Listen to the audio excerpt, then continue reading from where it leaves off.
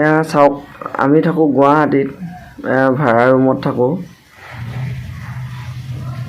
এইটো মোৰ লগৰ হয়, সি জুবিন দাক এনেকৈ এখন ৱালত আৰ্ট কৰিছে। কেনেকুৱা আছে আপোনালোকে জনাব। সস্তীয়াত 20 টকাত এইটো মাৰ্কা হয়। সস্তীয়াত মই আৰ্ট কৰিবলৈ চেষ্টা কৰিছোঁ, সস্তীয়াত হয়। মই এতিয়া ৰং কিনি থাকিবলৈ এতিয়া ৰঙৰ দোকান ক'ত আছে বিচাৰিব, শুদ্ধ সৰু ৰঙৰ টেমা এটা কিনিবলৈ হ'লে ইয়াতো নহ'বতো, ডাঙৰ ডাঙৰ ৰঙৰ টেমাহে পায়। এইটো কাৰণে সস্তীয়াত আৰ্ট কৰি আছোঁ। টাইম বেছি লাগিব, মানে 20 টকা মাৰ্কাৰে মই আৰ্ট কৰি আছোঁ।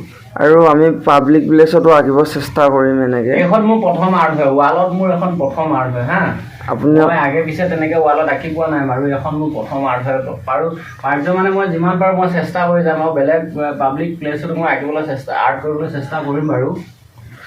বৰ্তমান কেনেকুৱা হৈছে আপোনালোকে লুকটো কেনেকুৱা হৈছে সেইটো জনাবলৈ নাপাহৰিব। আমি পাব্লিক প্লেচত তেতিয়া আঁকিবলৈ আপোনালোকে যদি অলপ মনত সাহস দিয়ে বোলে ভাল হয়, তেতিয়াহ'লে আমি পাব্লিক প্লেচতো আঁকিবলৈ এইটো বৰ্তমান আমি আঁকিম বুলি মানে যিটো ভাড়া ৰুমত আছোঁ ন, ভাড়া ৰুমতে মই মানে আৰ্ট কৰিছোঁ আৰু। এইটো ভাড়া ৰুম হয় আমাৰ। আৰু এই ওপৰত এখন আছে, ওপৰখন চাওক আপোনাৰ এখন পেপাৰ আৰ্ট কৰিছে সি। এখন বগা পেপাৰৰ আৰ্ট কৰিছে, এখন কলমেদি। জনাব আপোনালোকে কেনেকুৱা হৈছে। যদি ভাল হৈছে তেওঁক ছাপোৰ্ট কৰিব, তেওঁ যাতে ভৱিষ্যতে আগুৱাই যাব পাৰে।